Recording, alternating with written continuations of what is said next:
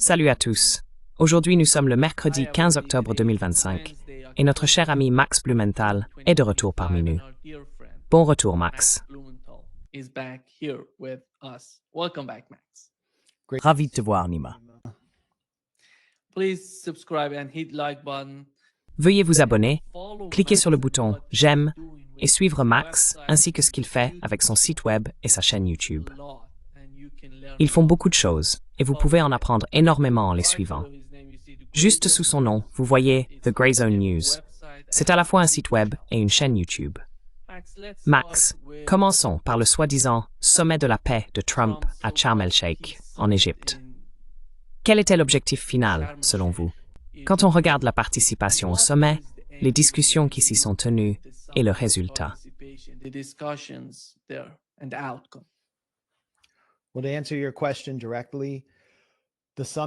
Eh bien, pour répondre directement à votre question, le sommet représentait l'objectif final, se tenir devant une bannière où l'on pouvait lire « Paix 2025 » avec Donald Trump, entouré du soi-disant monde arabe et de membres de la soi-disant communauté internationale que Trump avait humiliés les uns après les autres.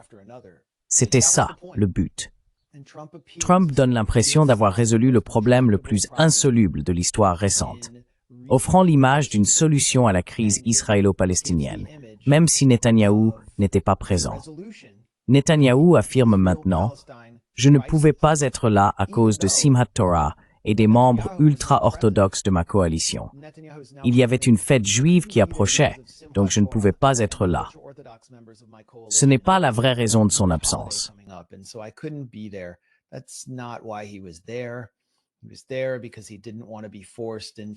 Il n'était pas présent parce qu'il ne voulait pas être contraint à une situation où Trump pourrait le forcer à serrer la main de Mahmoud Abbas, ce qui déchirerait sa coalition et rappellerait la fameuse, ou plutôt la tristement célèbre, poignée de main entre Yitzhak Rabin et Yasser Arafat.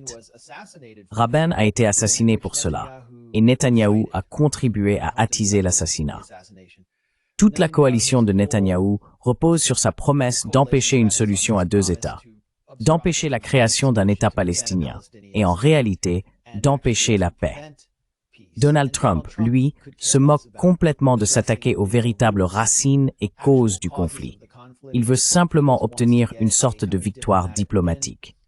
Steve Witkoff, qui était son principal négociateur sur la question Israël-Hamas ainsi que sur plusieurs autres conflits, a essentiellement pris sa retraite après le sommet de Sharm el-Sheikh. Trump a donc simplement laissé tout cela derrière lui.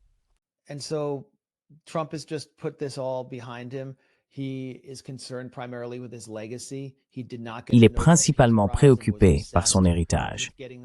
Il n'a pas obtenu le prix Nobel de la paix et était obsédé par l'idée de le remporter pour assurer sa postérité à jamais. C'était donc la meilleure alternative. En ce qui concerne l'application du cessez-le-feu, il faut examiner ce que Trump a dit à la Knesset. Il y a deux volets à cela. D'abord, le sommet de Sharm el-Sheikh, qui n'était qu'un exercice de relations publiques pour Donald Trump, où les soi-disant États arabes ont été convaincus qu'ils pouvaient réellement exercer une influence avec la Turquie sur Trump, ce qui s'est révélé à maintes reprises ridicule ou illusoire. Ensuite, il y a eu le discours à la Knesset, où Donald Trump a essentiellement consolidé son héritage en tant que protecteur du Grand Israël et a rendu hommage à sa principale mécène, la chef de guerre israélienne Miriam Adelson, héritière de la fortune du magnat des casinos Sheldon Adelson.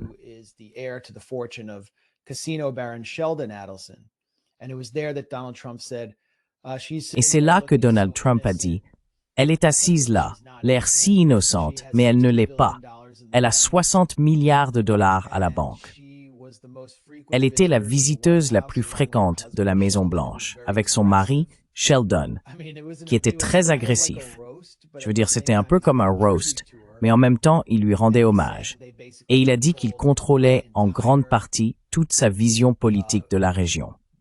En fait, c'est grâce à l'argent de Miriam Adelson que Donald Trump a été soudoyé pour déplacer l'ambassade des États-Unis de Tel Aviv à Jérusalem, ce qui a été une décision extrêmement provocatrice et qui, à mon avis, a effectivement été un facteur du 7 octobre, car cela a accru la pression sur les Palestiniens de Jérusalem-Est.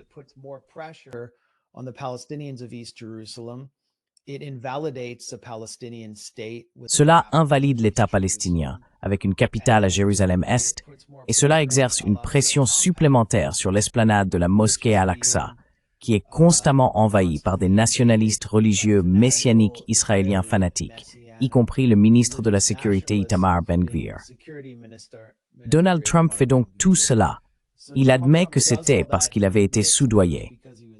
Puis il raconte que Miriam Adelson a été interrogée, ou plutôt qu'il lui a demandé quel pays elle aimait le plus, l'Amérique ou Israël.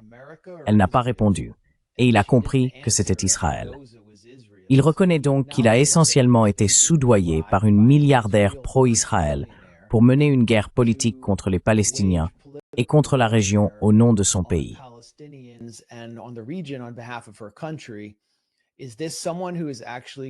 Est-ce quelqu'un qui va réellement exercer une pression sur Israël pour faire respecter un cessez-le-feu qu'Israël a déjà violé en à peine 72 heures, de manière ouvertement provocatrice? Je ne le pense pas. Alors, où est la contre-pression de la part de la Turquie, par exemple, ou des pays arabes présents à Sharm el-Sheikh? Les Émirats arabes unis et l'Arabie saoudite n'y sont pas allés, ou bien ils n'ont pas envoyé de hauts responsables, seulement des représentants de rang inférieur.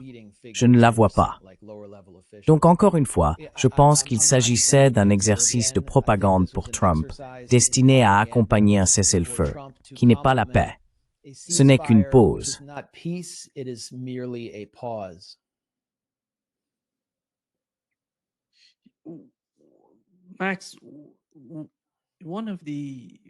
Max, l'une des choses qui se sont produites pendant les discussions, pendant les négociations entre les États-Unis et les États arabes, c'est que nous avons vu 4 négociateurs qataris mourir d'une manière ou d'une autre. Je ne sais pas quelle en était la raison. Qu'en savons-nous?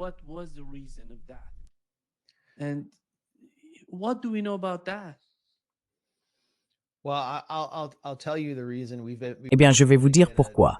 Nous avons eu une équipe d'enquête sur le terrain en Égypte et ils ont pu parcourir le pays et interroger des responsables et nous connaissons la réponse. En fait, ils sont simplement tombés d'un balcon, donc je ne peux pas vous le dire. C'est ce qu'on m'a dit. Notre équipe est juste tombée d'un balcon. Je plaisante évidemment.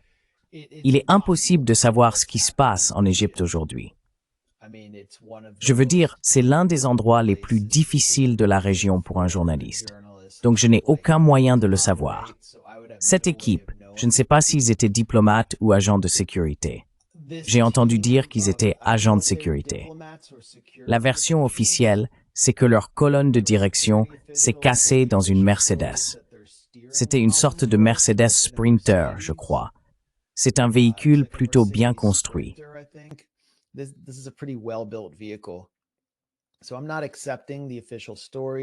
Donc, je n'accepte pas la version officielle. Je veux dire, pensez simplement à toutes les fois où l'on a entendu parler d'activistes et de dissidents qui tombent des balcons en Égypte. Cela se reproduit encore et encore. C'est devenu une sorte d'humour noir récurrent parmi les Égyptiens. Oh, il est tombé du balcon. Donc personne ne peut accepter la version officielle. Nous avons en toile de fond la tentative d'Israël d'assassiner l'équipe de négociation qatari, ce qui est en fait l'un des éléments qui ont poussé Trump à passer le seul coup de téléphone, le seul nécessaire, pour parvenir à un cessez-le-feu, chose que Biden a refusé de faire, démontrant vraiment à quel point les États-Unis disposent d'un levier considérable s'ils acceptent de mettre de côté les milliardaires pro-Israël qui contrôlent le Congrès et les campagnes nationales.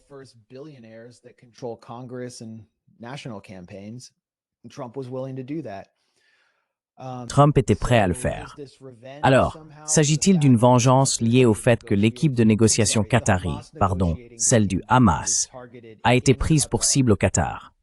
Le Qatar a forcé Trump à obtenir des excuses de Netanyahou pour cette frappe. Est-ce une revanche d'Israël pour cet épisode? Israël essaie-t-il d'envoyer un message au Qatar du type « Nous pouvons encore vous nuire dans un pays tiers » ou bien une autre intrigue était-elle en jeu? Je n'en ai aucune idée. Je ne peux qu'émettre des hypothèses, mais l'histoire officielle en Égypte n'est jamais fiable lorsqu'il s'agit d'une mort inhabituelle comme celle-ci.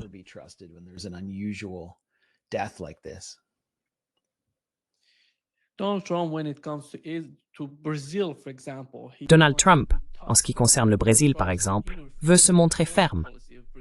Il essaie d'intervenir dans la politique intérieure du Brésil en prenant parti pour l'ancien président. Mais lorsqu'on regarde sa prestation à la Knesset, il a d'une certaine manière humilié sa propre position, celle des États-Unis. Il a parlé de la conversion de sa fille du christianisme au judaïsme, vous savez, à cause d'Israël. Ce n'est pas parce qu'elle voulait se rapprocher de son mari. C'est entièrement à cause d'Israël. La façon dont il jouait le jeu, il est même allé jusqu'à demander au président d'Israël de gracier Netanyahou. Qu'est-ce que c'était que ça? Nous devons comprendre ce qui se passe réellement dans l'esprit du président des États-Unis, qui veut désespérément que le monde le voie comme un homme fort. Mais ce n'était pas Donald Trump en Israël.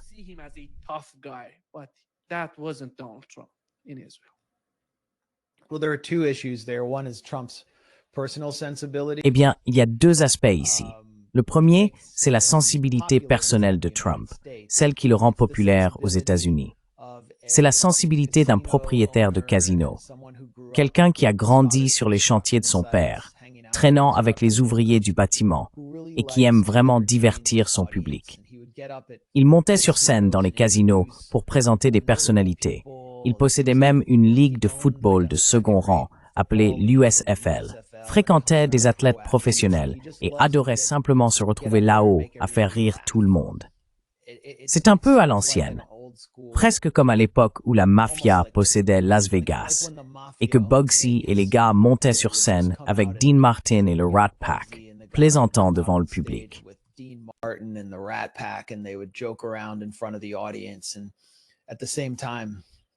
Et en même temps, ils utilisaient des tactiques très douteuses en coulisses. Il vient de ce milieu et il se moque de sa propre fille. Il éprouve un certain mépris pour elle parce qu'elle est en quelque sorte une libérale qui aime passer du temps à Aspen et à Davos avec Jared. Jared surgit soudainement et la rend juive. Elle s'est en fait convertie par le biais du mouvement Lubavitch.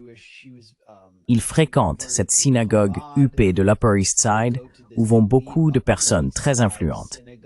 Elle s'est donc impliquée dans un autre réseau de pouvoir que celui de Trump et de Trump Incorporated. Et elle est en quelque sorte impliquée dans une sorte de culte. Et je pense que Trump en est conscient.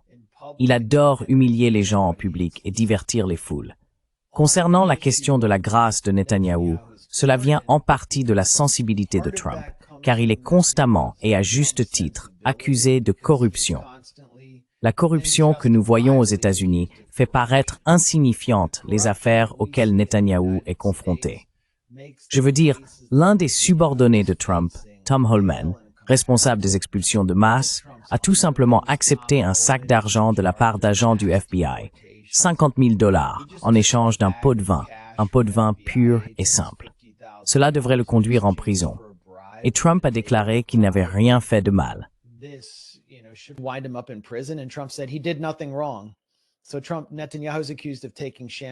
Donc Trump, Netanyahou, est accusé d'avoir accepté du champagne et des cigares pour une valeur d'environ $130,000 de la part de ses amis, dont Myriam Adelson, qui a d'ailleurs témoigné contre lui.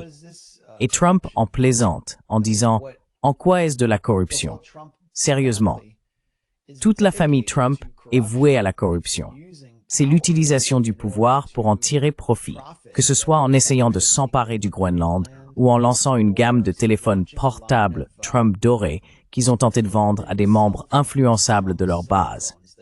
Ils exploitent l'influence présidentielle pour gagner de l'argent.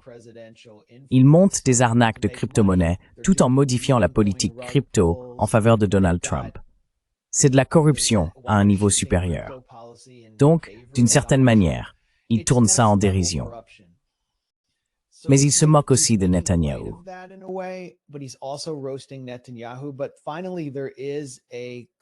Mais finalement, il y a un aspect astucieux dans ce que fait Donald Trump. Parce que si Netanyahou n'est pas gracié, et je veux dire, Il m'a fallu un peu trop de temps pour en arriver là, donc je m'en excuse. Mais si Netanyahou n'est pas gracié, il est plus susceptible de lancer une guerre contre l'Iran. Sa coalition risque davantage de se fragmenter autour du cessez-le-feu sous la pression des membres les plus extrêmes. Il lui est difficile de retourner à Gaza à ce stade, et cela mettra Trump en colère. Ainsi, la meilleure façon pour Netanyahou d'unir sa coalition et le public israélien est de lancer une nouvelle guerre contre l'Iran et, une fois de plus, d'entraîner les États-Unis, à moins qu'il ne se sente à l'aise de quitter le pouvoir en disant « Hey, j'ai été le premier ministre israélien le plus longtemps en fonction de l'histoire. »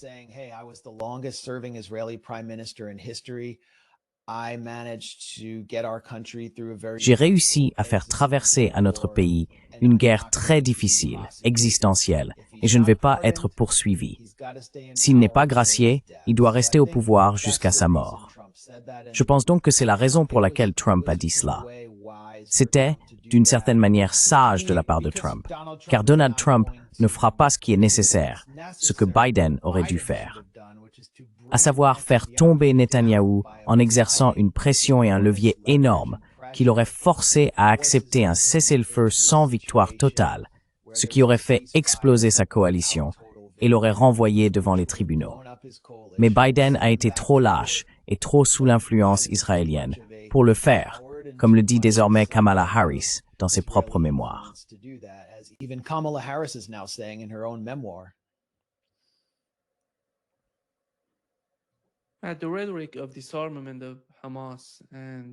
La rhétorique sur le désarmement du Hamas et la démilitarisation de Gaza, en quoi cela est-il censé aider les États-Unis ou la position de Donald Trump? Parce qu'après tout, je vois Donald Trump se mettre, lui et son administration, dans une impasse. Il pourrait être très difficile de sortir de cette impasse, comme nous l'avons vu avec l'Ukraine. Mais quand il s'agit du Moyen-Orient, quel est l'intérêt? Quel est l'intérêt de se placer dans une telle position? Vous savez, il dit que si le Hamas ne se désarme pas, nous allons le faire. Nous irons là-bas pour désarmer le Hamas et démilitariser Gaza. Mais cela n'arrivera pas, du moins à ma connaissance, ce qui signifie plus de guerre, apporter davantage de guerre à Gaza au lieu d'éviter de nouveaux affrontements entre Israéliens et le Hamas.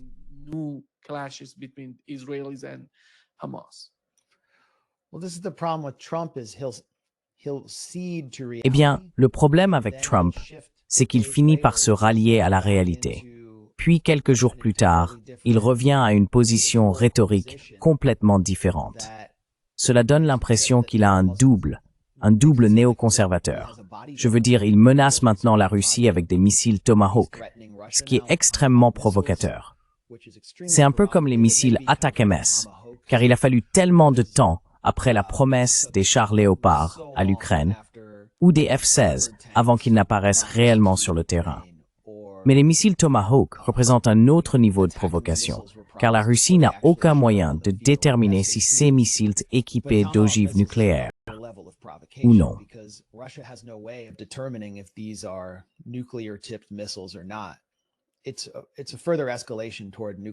C'est une nouvelle escalade vers une confrontation nucléaire, et la Russie le reconnaît ouvertement. Trump a donc complètement cédé aux néoconservateurs sur cette question, alors qu'il était récemment en Alaska avec Poutine. Quel en était l'intérêt? C'était simplement pour donner l'image d'un Trump homme de paix, alors qu'il convoitait le prix Nobel. Quand Trump obtiendra le prix Nobel, la famille Trump et Trump Incorporated feront encore plus d'affaires et paraîtront d'autant plus crédibles. C'est donc aussi ce que Trump cherche à faire ici. Il n'y a aucune base réelle à son désir de paix, ni à sa volonté de s'attaquer aux véritables causes profondes du conflit, comme la colonisation, l'occupation et le déni des droits des Palestiniens. Cependant, à bord d'Air Force One, je suis sûr que vous avez vu cet extrait.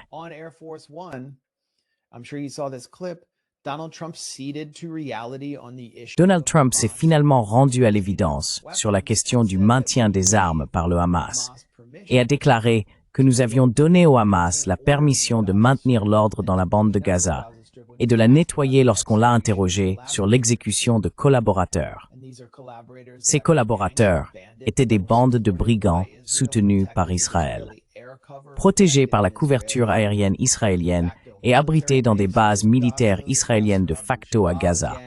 Le gang de Yasser Abu Shabab et des membres de la famille Dagmash.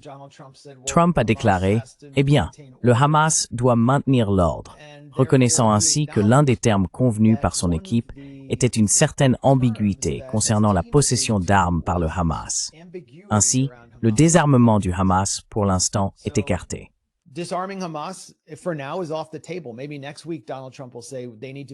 Peut-être que la semaine prochaine, Donald Trump dira qu'il faut les détruire complètement. Mais c'est un coup politique majeur pour Netanyahou, car il avait promis à sa base une victoire totale. C'était son mantra depuis 2 ans. Je veux dire, ces casquettes bleues qui ressemblaient à celles de Trump, celles qui disaient « rendre l'Amérique grande à nouveau », étaient distribuées aux militants du Likoud pour qu'ils les portent. Et en déclarant la victoire totale, ou en définissant un objectif de victoire totale, ce que faisait Netanyahou, c'était repousser le problème des soi-disant otages. Cela lui permettait de déplacer sans cesse les objectifs des négociations avec le Hamas, ce qui a condamné de nombreux soi-disant otages à la mort, souvent à cause des frappes aériennes israéliennes.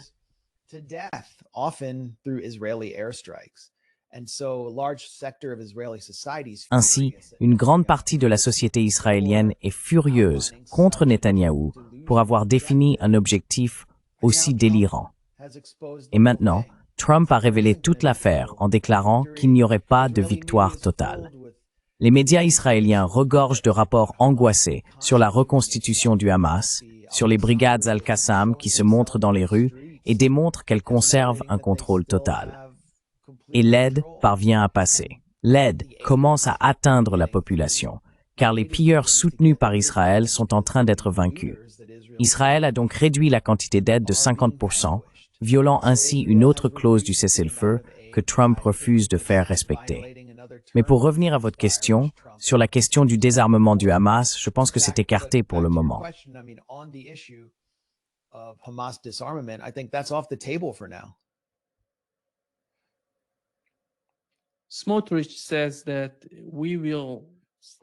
Smotrich dit qu'ils vont établir des colonies à Gaza.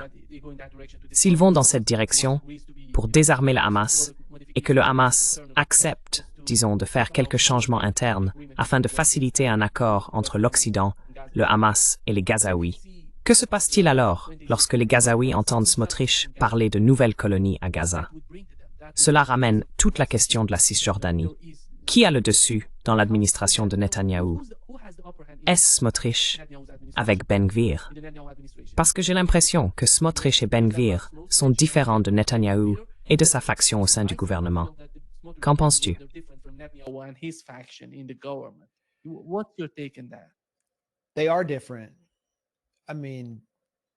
Ils sont différents. Je veux dire, ce sont des nationalistes religieux, des messianistes. Netanyahou est complètement laïque. Il ne croit probablement pas en Dieu. Il est en fait une sorte de centre radical de cette coalition. Netanyahou maintient la coalition unie en tant que figure de rassemblement. Ce qui viendra après Netanyahou n'est pas clair. Mais Smotrich et Ben Gvir ont joué le rôle de fauteurs de troubles dans chaque négociation de cessez-le-feu jusqu'à ce que Trump intervienne et en exige absolument un. Son équipe a fait preuve d'une certaine flexibilité avec les deux camps, en particulier avec le Hamas, permettant une sorte de situation de oui, mais.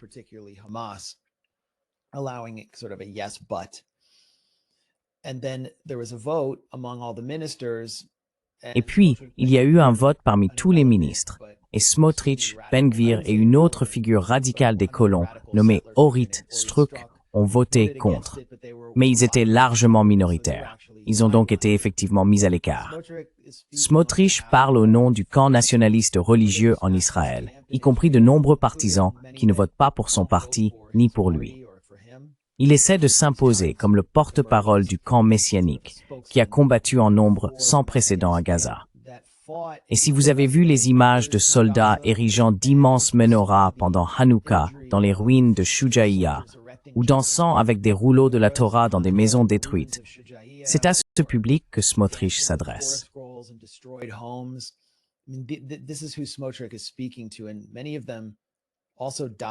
Et beaucoup d'entre eux sont également morts ou ont été blessés. Et ils ressentent de l'amertume face au fait de ne pas obtenir ce qu'ils veulent après avoir consenti à un si grand sacrifice.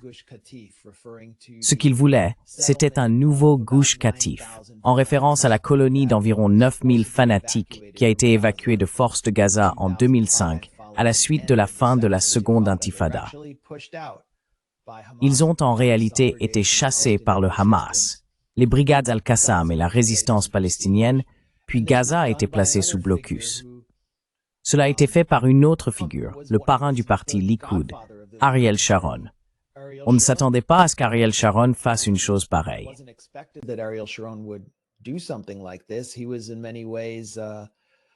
Il était, à bien des égards, un partisan de l'entreprise de colonisation, bien qu'il fût lui-même laïque et non un nationaliste religieux. Il existe donc une différence entre ces deux camps. Est-il envisageable pour les colons d'entrer à Gaza à ce stade? Non, car le Hamas possède encore ses armes. Il semblait qu'Israël se dirigeait vers une tentative de nettoyage ethnique du Nord en détruisant toutes les grandes tours résidentielles de la ville de Gaza, en détruisant autant que possible la ville de Gaza. Le camp de Jabalia est en grande partie détruit. Beit Hanoun est en grande partie détruite. Ils essayaient de pousser tout le monde vers le sud. Et je pense que Smotrich croyait que si cela pouvait continuer, il pourrait simplement venir, dégager quelques décombres et y installer les colons.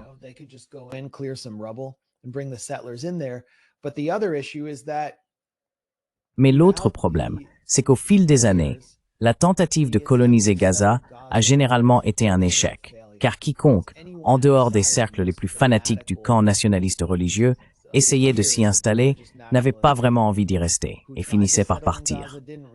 Il ne restait donc qu'environ 9000 durs à cuire. Les colons plus laïques, ceux qui cherchent un logement moins cher et ont des attitudes anti-palestiniennes, iront dans les grands blocs de colonies et obtiendront un très bel appartement pour bien moins cher que n'importe quoi à l'intérieur de la ligne verte, dans des endroits comme Ariel ou Ma'ale Adumim. Alors, pourquoi voudrait-on aller à Gaza? Je pense que pour l'instant, c'est un fantasme plus lointain, mais c'est quelque chose qu'il chercherait à promouvoir si une figure comme Netanyahou quittait la scène et qu'une personne dotée de références nationalistes, religieuses plus fortes prenait sa place.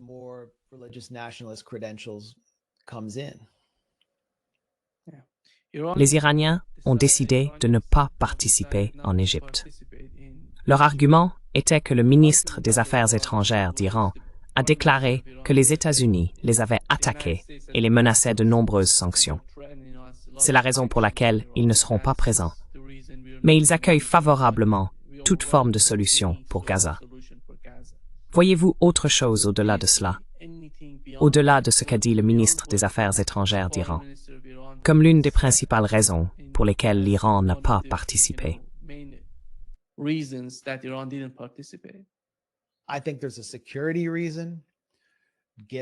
Je pense qu'il y a une raison liée à la sécurité, compte tenu du rôle des États-Unis dans l'assassinat des principaux dirigeants iraniens et du rôle d'Israël dans l'assassinat d'Iraniens. Se placer dans un pays comme l'Égypte, qui pourrait ne pas être en mesure d'assurer la sécurité, surtout étant donné qu'Israël a attaqué l'équipe de négociation du Hamas à l'intérieur du Qatar, aurait été absurde. Et avec la coordination de l'Égypte, avec les services de renseignement et de sécurité israéliens, ainsi que le niveau de pénétration du Mossad dans la société égyptienne, je pense que cela aurait représenté un risque énorme. Sur le plan diplomatique, quel en aurait été l'intérêt, étant donné que tout le spectacle visait à démontrer la domination des États-Unis?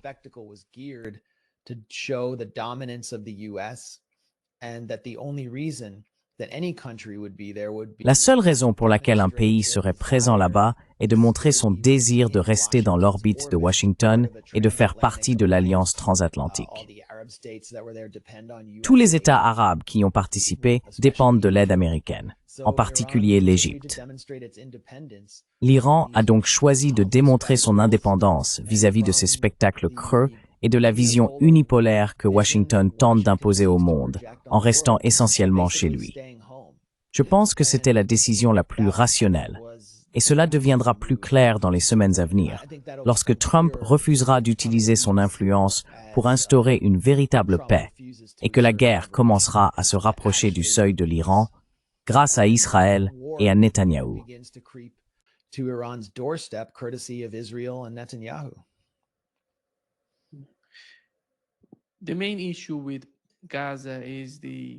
Le principal problème avec Gaza, c'est leur droit de décider de leur propre avenir. Mais cela n'a pas été mentionné dans le soi-disant plan de paix. Le point numéro 19 indique que les États-Unis reconnaissent seulement le désir des Palestiniens d'avoir un État, rien de plus. Alors, quel est le problème? Pourquoi ont-ils décidé d'être d'accord avec les États-Unis s'il n'est fait aucune mention d'un État palestinien dans ce document?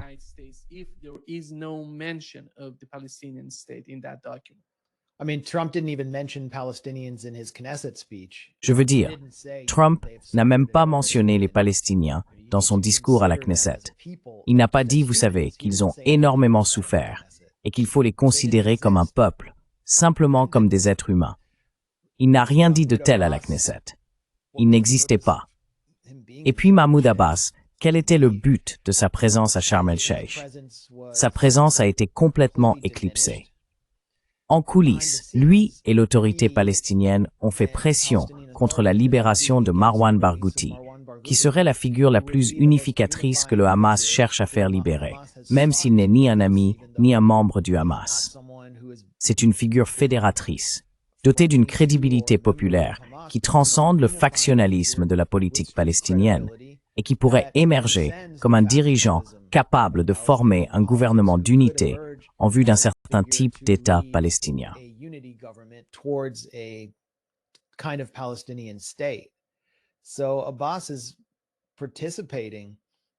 Ainsi, Abbas participe avec Israël et Trump à saper ce processus simplement pour maintenir sa prison dorée à Ramallah, l'occupation 5 étoiles. Et en ce qui concerne les Palestiniens, je veux dire, les questions d'occupation et de colonisation n'ont jamais été abordées par Trump ni par quiconque dans toute cette mascarade. Tout ce qui s'est produit, c'est un soulagement bienvenu face aux tueries et à la libération de 2000 Palestiniens, dont 1700 qui avaient été enlevés par Israël à l'intérieur de la bande de Gaza depuis le 7 octobre. Et cela a peut-être été le meilleur accord possible, compte tenu des circonstances. Max, quel est ton avis là-dessus?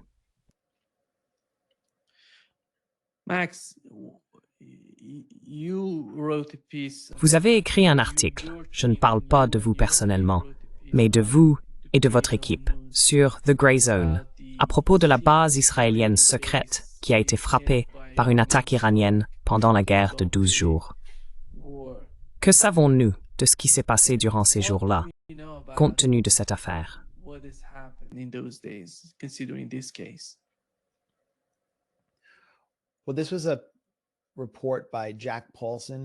Eh bien, il s'agissait d'un reportage de Jack Poulson, un journaliste indépendant issu de l'industrie technologique, qui s'est donné pour mission de révéler comment le secteur de la tech collabore avec l'armée, les services de renseignement et avec Israël, en particulier l'unité 8200 israélienne. Il a produit certains des travaux les plus indispensables sur ce sujet au cours des dernières années, depuis qu'il a quitté son poste chez Google. Wyatt Reed, mon collègue de The Grey Zone, a travaillé avec lui sur ce projet.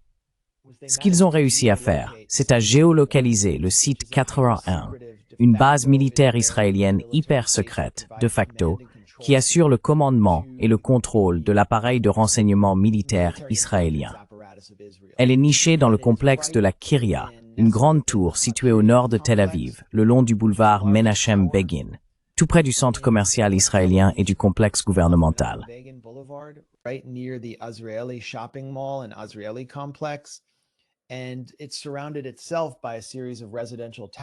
il est entouré d'une série de tours résidentielles ainsi que du quartier général de l'armée de l'air israélienne.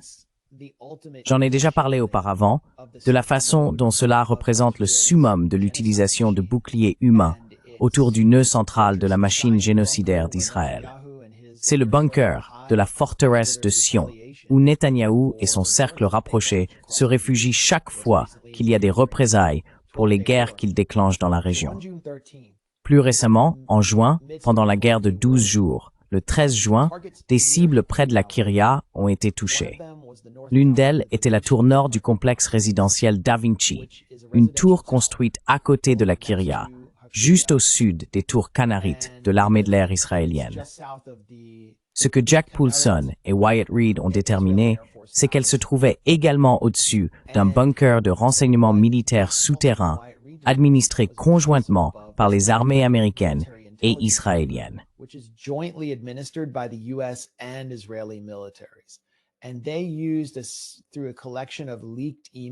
Et ils ont confirmé cela grâce à une série d'emails divulgués provenant des fuites Handela, qui contenaient la correspondance de hauts responsables militaires et diplomatiques israéliens, ainsi que des documents publics, des articles de presse israéliens et des photographies montrant que l'un des sites frappés par les missiles balistiques iraniens le 13 juin se trouvait directement au-dessus du site 81.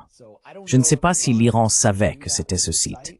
Je ne sais pas ce qu'il visait précisément, à part la Kiryat, mais la frappe a eu lieu directement au-dessus du site 81. Et c'est là que réside l'élément important. Le site 81 est situé presque directement en dessous ou dans l'ombre des tours Da Vinci. Cela signifie donc qu'une tour résidentielle est utilisée comme bouclier humain pour protéger l'un des aspects les plus sensibles et secrets de l'appareil de commandement et de contrôle du renseignement militaire israélien.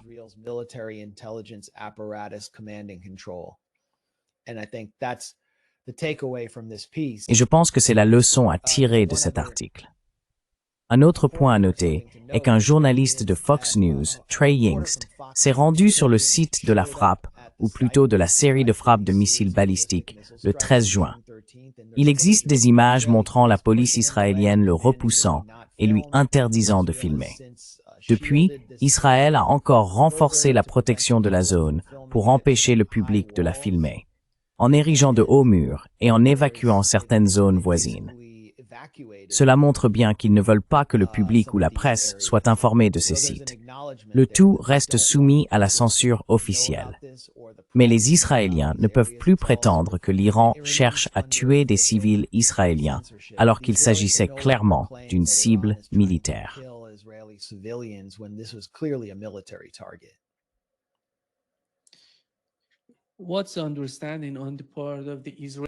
Quelle est la compréhension des responsables israéliens concernant de nouvelles attaques contre l'Iran? Ont-ils une évaluation interne de ce que serait l'objectif principal s'ils pouvaient l'atteindre? Et quelles seraient les conséquences pour Israël en termes de nouveaux missiles entrants et de la possible destruction d'autres sites militaires ou de renseignement?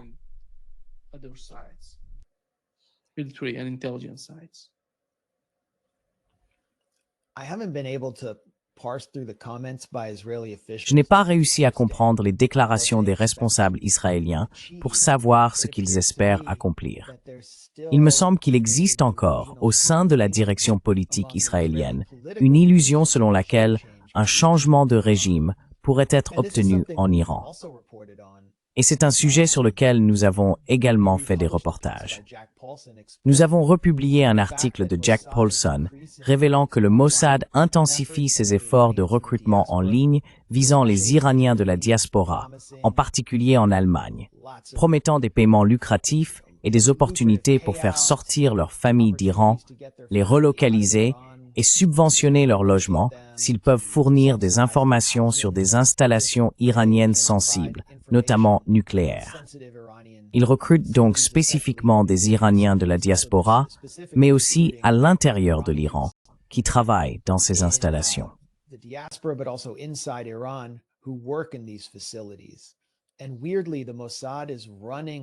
Et de façon étrange, le Mossad mène cette campagne publicitaire par le biais d'une société à responsabilité limitée, basée à Atlanta, en Géorgie, enregistrée au nom d'un influenceur, un humoriste appelé Dizzy Banks.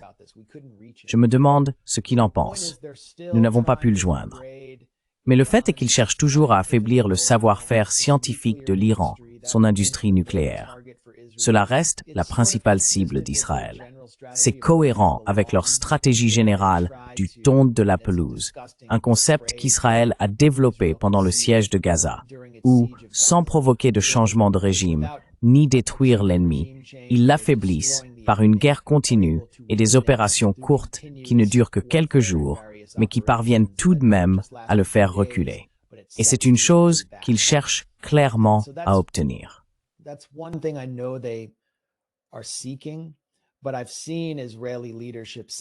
Mais j'ai vu des dirigeants israéliens affirmer que leur véritable objectif est d'affaiblir l'Iran au point de reproduire leur succès au Liban contre le Hezbollah, amener l'Iran à se retirer, affaibli dans un cessez-le-feu, puis mener ce qu'ils appellent des guerres entre les guerres, où ils dégradent des cibles sans aucune riposte de l'Iran, parce que ce dernier aurait été tellement affaibli.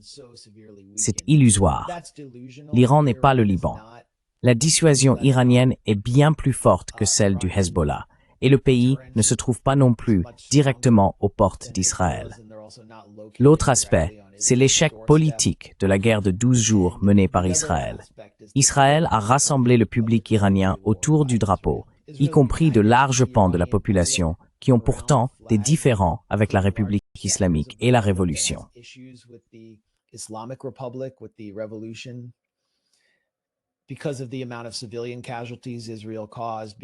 D'accord. Il faisait simplement exploser des voitures piégées du Mossad. Les escadrons de la mort du Mossad, qu'Israël avait armés et entraînés à l'intérieur de l'Iran, étaient largement considérés comme des terroristes et détestés. Le bombardement de la porte d'entrée de la prison d'Evin s'est complètement retourné contre eux et a tué des familles venues rendre visite à leurs proches incarcérés, ainsi que des travailleurs sociaux. Ce fut donc un échec total pour Israël. Je pense que si la direction, l'appareil de renseignement militaire israélien, était rationnelle, ce qu'elle n'est probablement pas, elle abandonnerait le fantasme du changement de régime. Mais je crois qu'ils vivent dans leur propre bulle, et la dimension politique pousse également Israël vers la guerre, la survie même de Netanyahou et le fanatisme pur et simple du public judéo-israélien.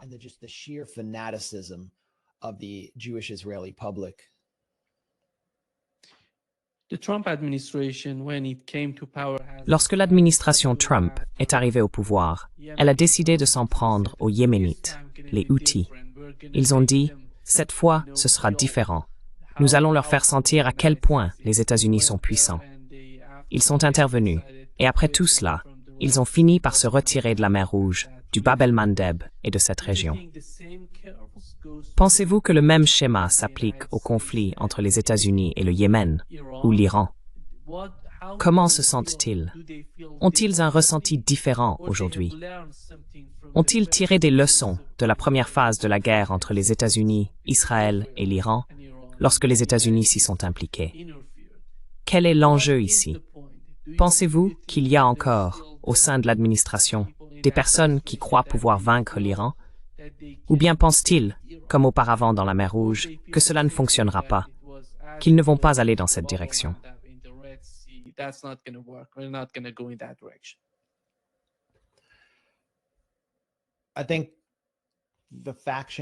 Je pense que la faction de la Maison-Blanche qui croit pouvoir vaincre l'Iran était en réalité installée à la Knesset, ou du moins, ses représentants l'étaient.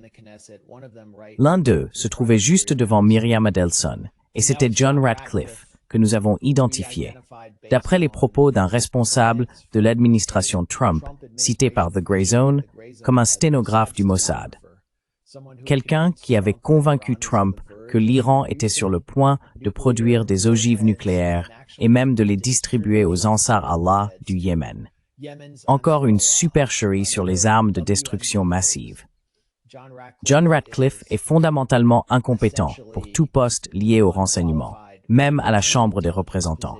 C'était un député de second rang et un avocat de petite ville de la banlieue de Dallas.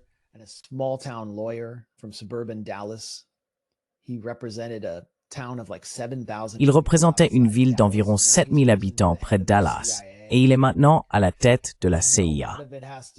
Une grande partie de cette ascension est liée au soutien de l'AIPAC et des services de renseignement israéliens.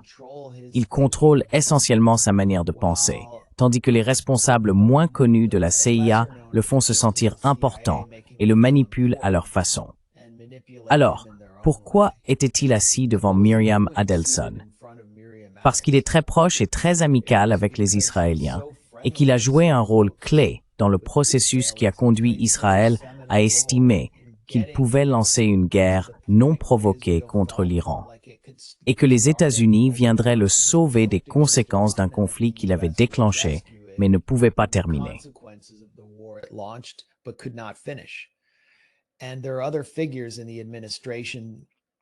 Et il y a d'autres figures au sein de l'administration.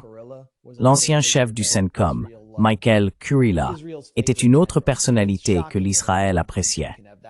Il l'appelait le général préféré d'Israël. C'est choquant qu'un pays étranger puisse exercer une telle influence sur les plus hauts gradés de l'armée américaine, au point qu'il puisse le dire publiquement. Son remplaçant, je crois qu'il s'appelle Bradley Cooper. Je ne vois aucune différence entre lui et Kurilla. Pete Hegseth fera tout ce que Donald Trump veut. C'est simplement un loyaliste de Trump, plus préoccupé par l'humiliation des généraux woke parce qu'ils sont gros et homosexuels que par la géopolitique réelle. C'est fondamentalement un loyaliste de Trump.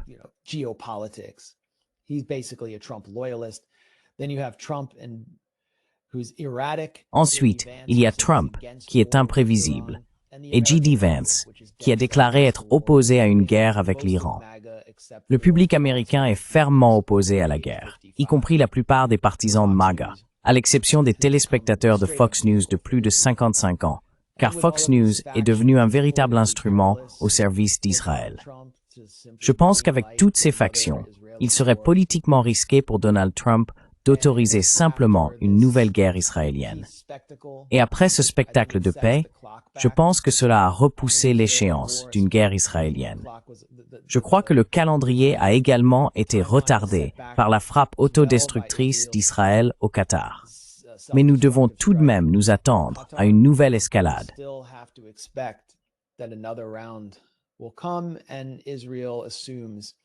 Et Israël part du principe qu'il a bien plus de chances d'impliquer les États-Unis maintenant qu'après d'éventuelles élections de mi-mandat, au cours desquelles les républicains subiraient une défaite humiliante et les démocrates prendraient le contrôle de la Chambre et peut-être même du Sénat. Donc je m'attends encore, à court terme, à ce que les Israéliens tentent quelque chose. Je ne sais simplement pas ce qu'ils ont réellement en tête. Et je pense que nous pouvons tous supposer que s'ils se lancent, ce sera plus violent et plus sanglant que la dernière fois, et qu'Israël subira un coup plus dur, potentiellement avec des missiles balistiques et des armes que nous n'avons encore jamais vues.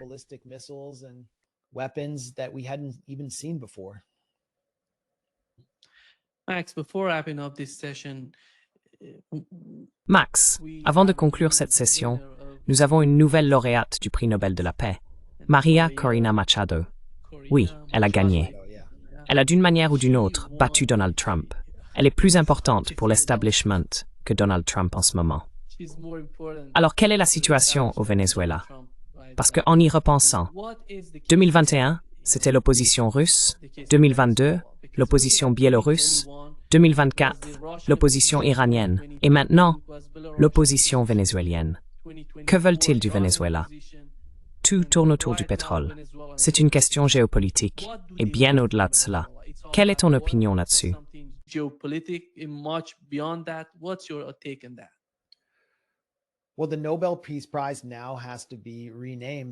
Eh bien, le prix Nobel de la paix devrait désormais être rebaptisé le prix Nobel de la guerre, car il est conçu pour donner le feu vert à la guerre des États-Unis contre le Venezuela, une guerre déjà en cours, dans laquelle les États-Unis procèdent à des exécutions arbitraires et extrajudiciaires de citoyens vénézuéliens inconnus, les qualifiant sans aucun processus légal de narco-terroristes et les tuant en haute mer. Maria Corina Machado s'est vue décerner le prix Nobel de la guerre après avoir soutenu la guerre de Donald Trump contre le Venezuela. Après avoir signé un document de coopération avec le parti Likoud de Netanyahou et avoir personnellement demandé à Benjamin Netanyahou de diriger une invasion israélienne du Venezuela, Elle a ensuite, environ un an plus tard, appelé les États-Unis à lancer une intervention militaire de type libyen au Venezuela, au moment même où j'ai personnellement été témoin de sa tentative de prendre le contrôle d'une base militaire vénézuélienne, avec des membres de l'opposition de la haute bourgeoisie vénézuélienne à Caracas.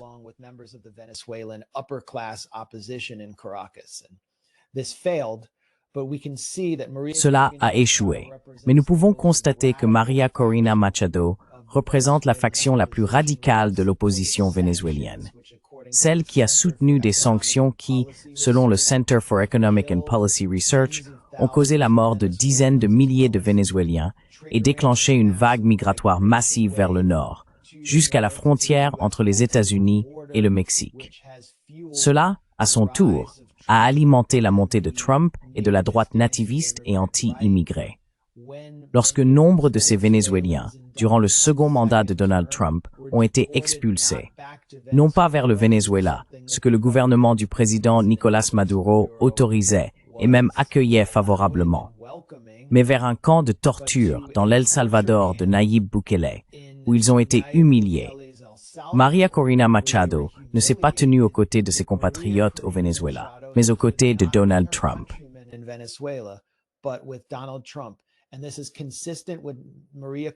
Et cela est cohérent avec l'ensemble de la carrière de María Corina Machado depuis ses débuts, lorsqu'elle a dirigé une campagne appelée La Salida, au cours de laquelle elle a encouragé les Vénézuéliens à réclamer un changement de régime contre Hugo Chavez, puis Nicolás Maduro. Des émeutes qui ont dégénéré en violence et causé la mort de centaines de Vénézuéliens. Dans La Salida, les partis et la machine politique qui la soutenaient étaient financés par les États-Unis par l'intermédiaire du National Endowment for Democracy, qui a salué la réception par María Corina Machado du prix Nobel de la guerre.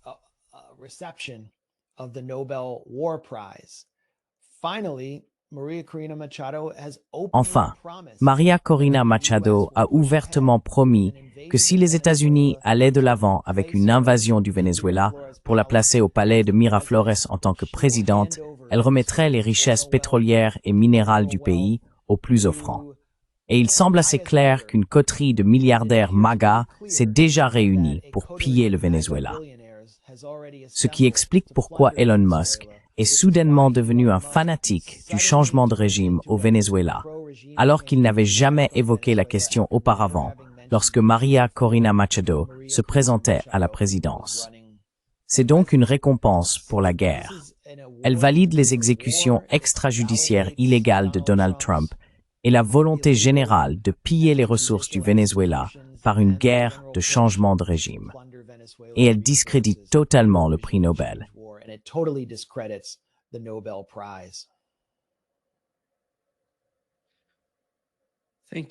Merci beaucoup, Max. C'est toujours un grand plaisir de te parler et d'apprendre de toi. Tes informations sont incroyables. À bientôt. Toi.